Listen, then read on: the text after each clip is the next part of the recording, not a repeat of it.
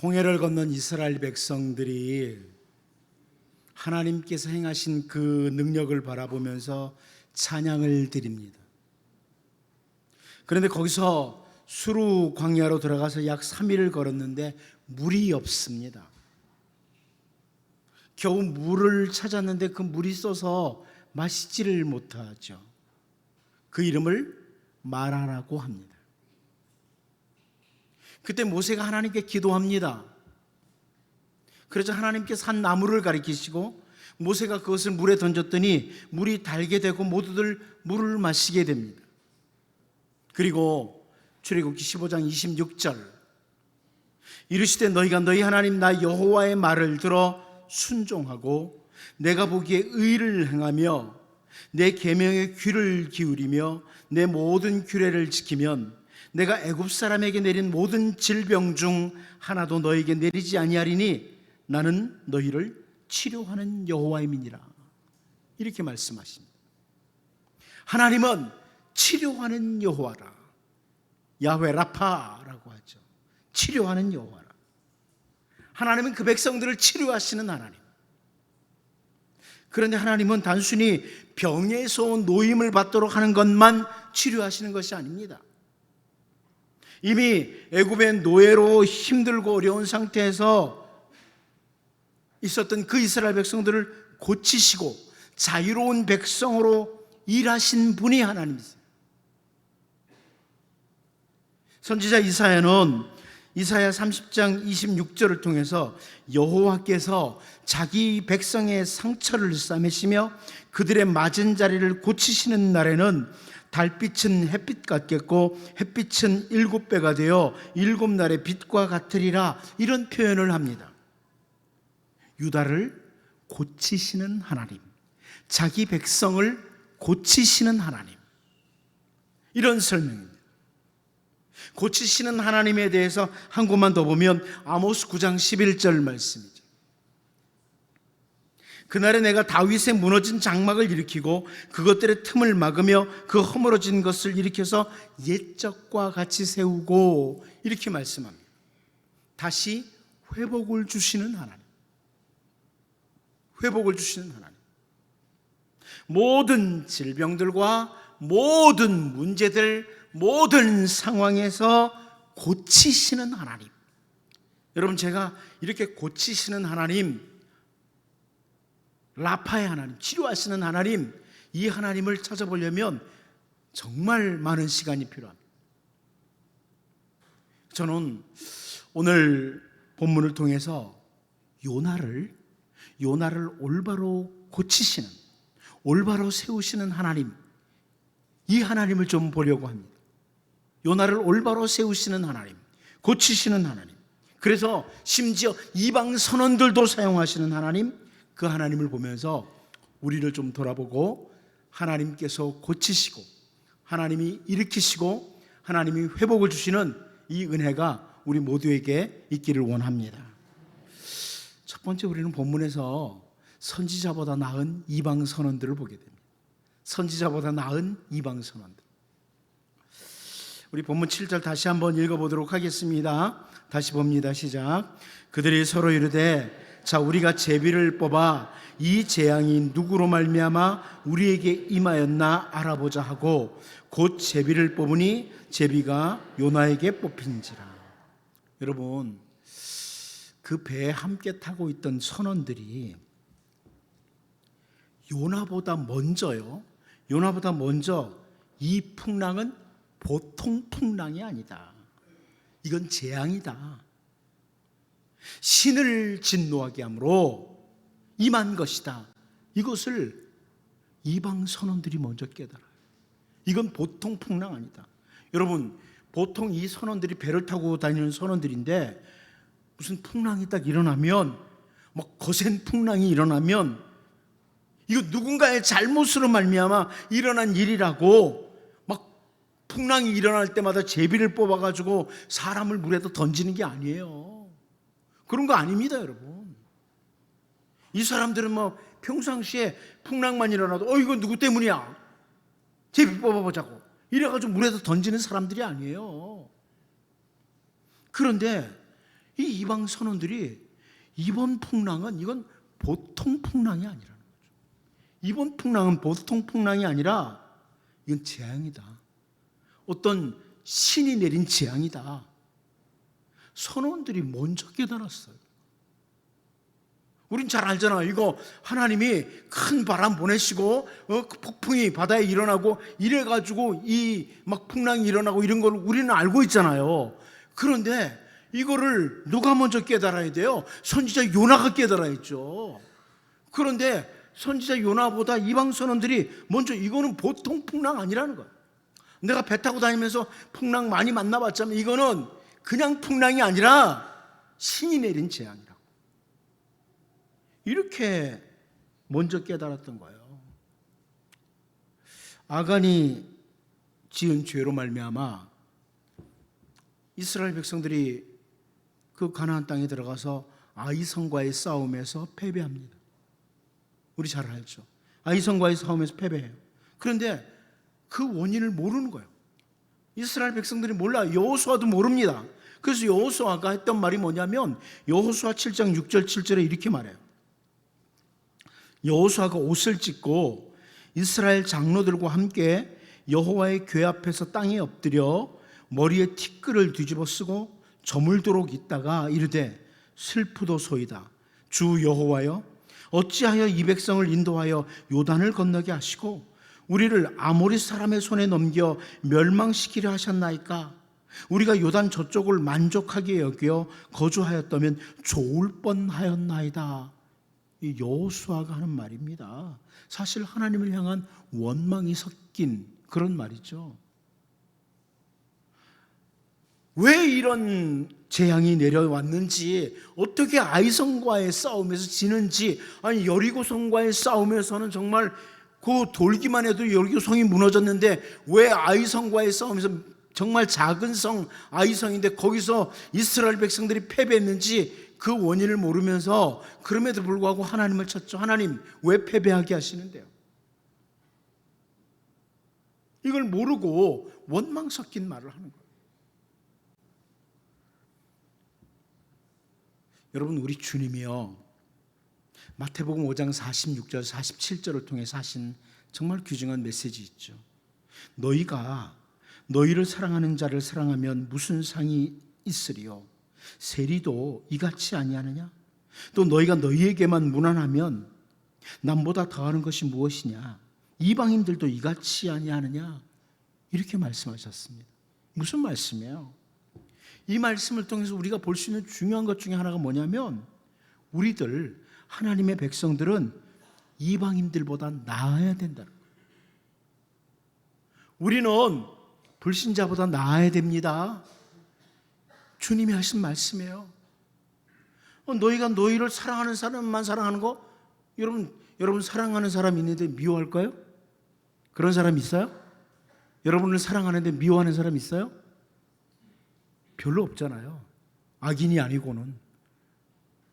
나한테 잘해주는데 내가 어떻게, 당연히 잘해야죠. 너희 형제에게만 무난하면 남보다 더하는 게 뭐냐? 이렇게 말씀을 하세요. 이방인들이 살아가는 것보다 못하게 살아도 안 되고 이방인들과 동일하게 살아도 안 된다는 거예요. 우리는 이방인들, 불신자들보다 더 나은 삶을 살아야 된다. 하나님의 백성답게 더 수준 있는 삶을 살아야 된다. 이런 말씀이죠. 예수님이 하신 말씀. 그런데 우리가 오늘 본문을 통해서 볼 수 있는 게 뭐예요? 요나 선지자가 이방 선원들보다 못한 거예요. 못한 거예요. 이방 선원들도 이 풍랑은 보통 풍랑이 아니라고, 신이 내린 풍랑이라고 이렇게 깨달았어요. 이방인도 깨달았는데 요나는 아무것도 안 하다가 제비 뽑힘 당해요. 여러분, 이 본문을 보면서 이방 선원들이 요나보다 참 먼저 이 풍랑은 보통 풍랑 아니다, 이걸 깨달았던 걸 보면서 우리는 예수 그리스도의 십자가 은혜로, 특별한 은혜로 구원받은 하나님의 백성이다. 내가 어떻게 이방인들보다, 불신자들보다 못해야 되나? 이렇게 살아도 되나? 좀 점검하고 하나님의 백성으로서 좀 더 수준 있는 이런 삶을 추구하고 기도하고 달려갈 수 있기를 바랍니다. 두 번째는 제비뽑기입니다. 저는 이 제비뽑기에 대해서 잠시 좀 살펴보려고 하는데 7절을 다시 한번 읽어볼까요? 보겠습니다. 시작. 그들이 서로 이르되 자 우리가 제비를 뽑아 이 재앙이 누구로 말미암아 우리에게 임하였나 알아보자 하고 곧 제비를 뽑으니 제비가 요나에게 뽑힌지라. 자, 여기 요나서에서 우리 이제 제비 뽑기를 보게 되잖아요. 제비 뽑기를 보는데 이 제비 뽑기는 어떤 거냐면 이제 돌 중에 하나에다 표식을 해놓은 돌 이래가지고 어떤 큰 물건 안에 해가지고 막 돌아가게 해가지고 이제 한 사람을 뽑는 이런 방법이라고 해요. 학자들에 의하면 그런 식으로 뽑았다고 보는데 이 제비 뽑기는요 고대 근동지방 고대 근동지방 그러니까 그 가운데 히브리 사람들도 그 이방인들도 자주 사용하는 방법이었습니다. 이 제비뽑기는 구약 성경에서 종종 볼 수 있고 심지어 우리가 잘 아는 것처럼 사도들이 그 가룟 유다가 이제 버리고 갔기 때문에 그 사도직을 버리고 갔기 때문에 사도를 한 명 더 뽑는데 한 명의 사도를 보충하는데 그때 사용했던 것이 또 제비뽑기이기도 해요. 그래서 성경학자들은 이 제비뽑기라는 방법은 성경이 우리에게 주어지기 전에 하나님의 백성들도 사용했던 방법이다. 이렇게 설명을 해줍니다. 기억하세요. 제비뽑기는 성경이 우리에게 주어지기 전에 하나님의 백성들도 가끔 사용했던 방법이 제비뽑기예요. 이방인들, 고대 근동지방 사람들도 자주 사용했던 것이고요. 여러분 잘 아는 잠언 16장 33절 제비는 사람이 뽑으나 모든 일을 작정하기는 여호와께 있느니라 이렇게 말씀을 해주고 있죠. 이제 여러분 뭐 할 때마다 제비 뽑아야 된다 이렇게 혹시 생각하시는 분 계십니까? 그게 성경이다 막 이렇게. 그러니까 이 표현을 보면서 우리가 무슨 일을 결정할 때 꼭 제비 뽑아야 된다 이렇게 해석을 하면 문제가 있는 해석이에요. 성경 해석을 정말 잘못하는 겁니다.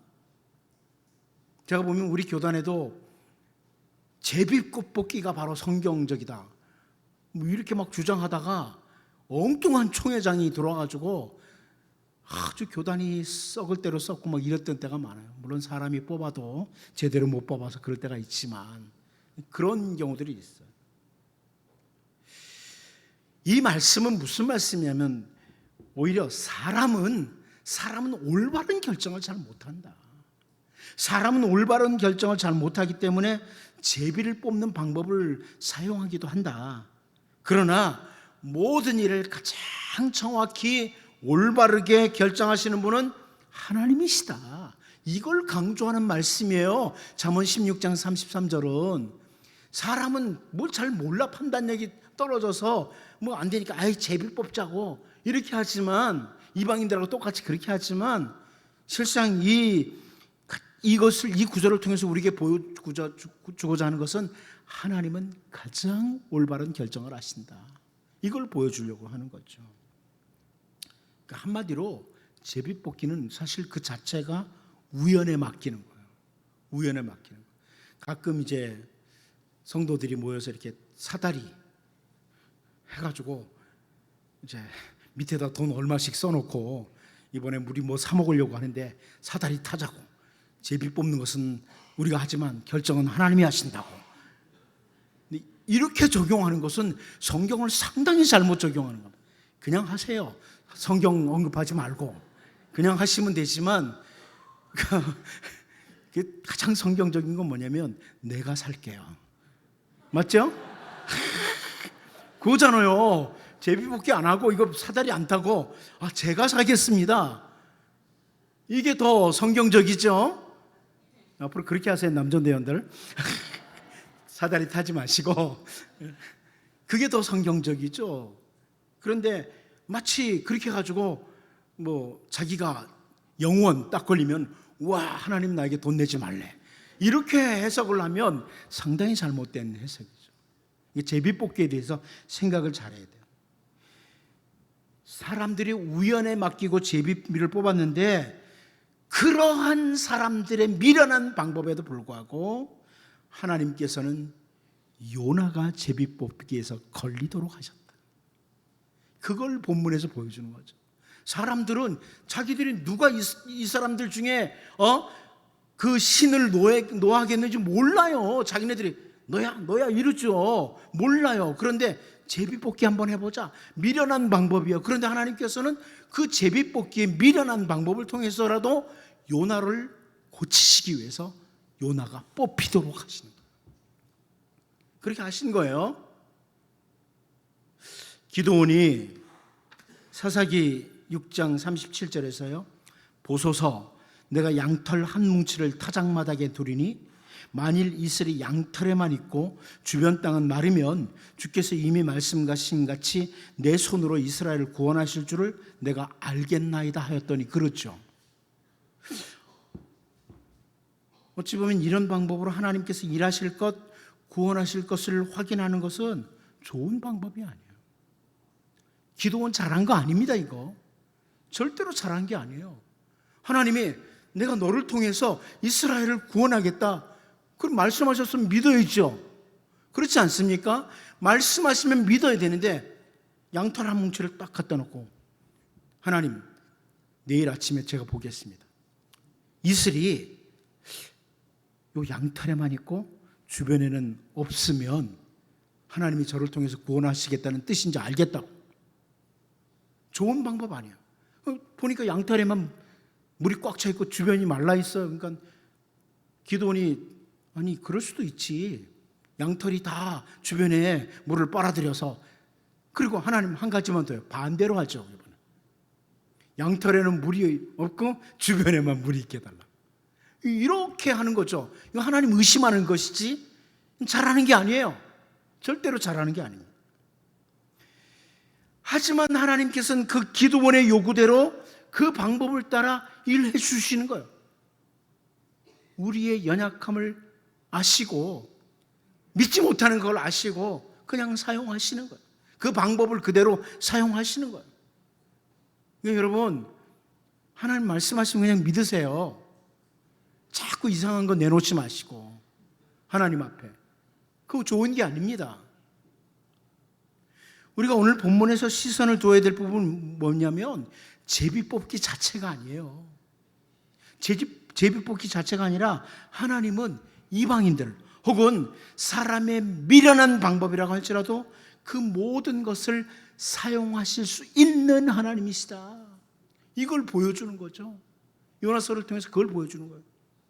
이방인들이 사용하는 그러한 방법을 통해서라도 하나님의 백성 요나를 올바로 세우고자 하시는 하나님, 그 하나님을 보는 거예요.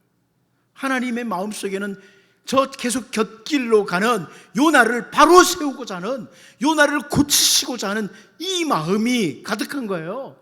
그래서 이방인들이 쓰는 방법이지만 요나를 뽑히게 하시는 거죠. 여러분, 이 하나님을 보셔야 돼요. 우리의 모든 삶의 영역에 개입하시면서 우리를 고치시기를 원하시는. 여러분, 하나님의 개입은 우리의 복입니다. 때로는 우리에게 회초리를 드셔도요, 그게 복이에요. 이제 제비뽑기를 통해서 하나님이 또 일하시는 이런 것을 보면서 우리의 모든 삶에 개입하면서 우리를 고치시기를 원하시는, 우리를 올바로 세우시기를 원하는 그 하나님 바라보고 하나님 앞에서 언제나 말씀 앞에 새롭게 서는, 말씀을 통해 새롭게 서는 이런 은혜가 우리 모두에게 있기를 원합니다. 마지막 한 가지 보면 죄를 깨닫게 하는 방법이라는 것. 우리 본문 7절 같이 한번 읽어봅니다. 보겠습니다. 시작. 그들이 서로 이르되 자, 우리가 제비를 뽑아 이 재앙이 누구로 말미암아 우리에게 임하였나 알아보자 하고 곧 제비를 뽑으니 제비가 요나에게 뽑힌지라. 하나님의 백성들이 하나님의 말씀을 거역하고 하나님 앞에서 죄를 지으면 하나님께서는 다양한 방법으로 죄를 드러내서 깨닫게 하세요. 다양한 방법으로. 민수기 32장 23절을 보면 하나님은요, 너희가 만일 그같이 아니하면 여호와께 범죄함이니 너희 죄가 반드시 너희를 찾아낼 줄 알라, 이런 표현을 하십니다. 너희 죄가 반드시 너희를 찾아낼 줄 알라. 오늘 본문에서 하나님은 거센 풍랑과 함께 선장의 책망이 있었죠. 거센 풍랑이 있었어요. 선장의 책망이 있었어요. 그리고 제비뽑기라는 방법으로 결국은 요나의 죄를 드러나고 깨닫게 하십니다. 다윗의 경우에는 우리가 잘 아는 선지자를 보내서, 나단 선지자를 통해서 비유로 말씀하시고 결국 나중에는 자식을 치시기도 하시면서 자기의 죄를 확실하게 깨닫게 하시죠. 죄를 확실하게 깨닫게 하시죠. 우리가 잘 아는 것처럼 베드로 사도는 닭의 울음소리를 듣고 자기의 죄를 깨닫습니다. 제가 지난주에도 그런 표현했지만, 여러분, 우리는 하나님께서 하시는 일에 대해서 좀 민감해야 됩니다. 우리가 성경에서 정말 훌륭한 왕, 제가 난예배 때도 잠깐 언급했는데 요시야 왕을 압니다. 이 요시야 왕은요, 열왕기하 22장 11절 말씀을 보면 왕이 율법책의 말씀을 듣자 곧 그의 옷을 찢으니라 그럽니다. 요시야 왕입니다.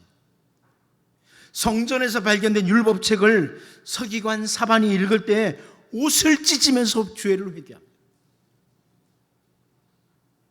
열왕기하 22장 13절을 보면 너희는 가서 나와 백성과 온 유다를 위하여 이 발견한 책의 말씀에 대하여 여호와께 물으라. 우리 조상들이 이 책의 말씀을 듣지 아니하며 이 책에 우리를 위하여 기록된 모든 것을 행하지 아니하였으므로 여호와께서 우리에게 내리신 진노가 크도다 그럽니다. 아직 유다가 망하기 전입니다. 완전히 망하기 전이에요. 요시야 왕 때. 저는 오늘 우리가 꼭 요나와 같이 풍랑이 일어나고 인생의 큰 고통, 이 고통이 당하기 전에 요시야 왕처럼 주의 말씀을 듣고 죄를 깨닫고 돌이키는 자가 정말 복 있는 자라, 이렇게 말씀드려요. 여러분, 말씀 듣고 돌이키시기 바랍니다. 이게 복 있는 자예요.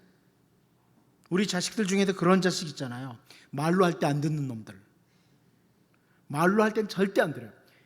회초리를 가지고 때려야 말을 듣는 그런 사람, 그런 자녀들 있죠? 없어요? 말로 하면 다 잘 들어요? 하나님 앞에 회초리도 안 들어요? 몽둥이를 들어야지 들어요? 우리가 하나님께서 말로 할 때 들으는 게 좋습니다. 말씀으로 할 때. 말씀을 듣는 귀가 없으면 할 수 없어요. 맞아야지. 요나처럼 풍랑이 일어나야죠. 그렇죠? 근데 어때요? 풍랑이 일어나는 게 더 괜찮아요? 확실히 깨닫고 싶어서? 제가 여러분에게 이렇게 권면합니다. 요시야 왕 정말 복 있는 사람. 말로 할 때 듣는 사람, 말씀을 통해 듣는 사람. 요나는 말씀 안 들어요. 풍랑이 일어나죠. 그 창피하게 선장이 와서 막 꾸짖죠. 제비 뽑기 해가지고 뽑힘 당하죠. 이거 얼마나 정말 창피한 일입니까? 불쌍한 사람이죠. 그런데 제가 참 오래전에 충정교회 옥성성 목사에서 우리 교회 와서 설교하면서 요나서를 말하면서 요나 자꾸 그랬어요. 다른 건 몰라도 그것만 생각나요. 요 못된 요나 이랬던 것만 기억이 나거든요. 정말 우리들 가운데 요나 같은 사람이 많죠. 요나가 많아요. 말로 할 때 안 듣고 꼭 풍랑이 일어나야지 듣는. 꼭 하나님께서 닭의 울음소리나 선지자 나단이나 어떤 특별한 방법을 쓰지 않고 말씀하실 때 말씀하실 때 들을 수 있는, 하나님은 고치고자 하는 하나님이에요. 우리를 잘못된 모습 그대로 방치하기를 원치 않는 하나님. 우리가 하나님의 자녀가 맞다면, 여러분도 여러분의 자녀가 계속 잘못된 길로 가는데 내버려 둔다면 좀 생각해 봐야죠. 좋은 부모인가? 마찬가지입니다. 하나님은 우리가 고쳐지기를 바라서 다양한 방법을 사용하시는데, 이 요나를 보면서 하나님 제가 복 있는 자가 되기를 원합니다. 어떤 말씀이든지 말씀 앞에 민감하게 반응하게 하시고, 말씀을 따라 나를 정말 하나님의 백성으로 잘 세워나가게 도와주십시오.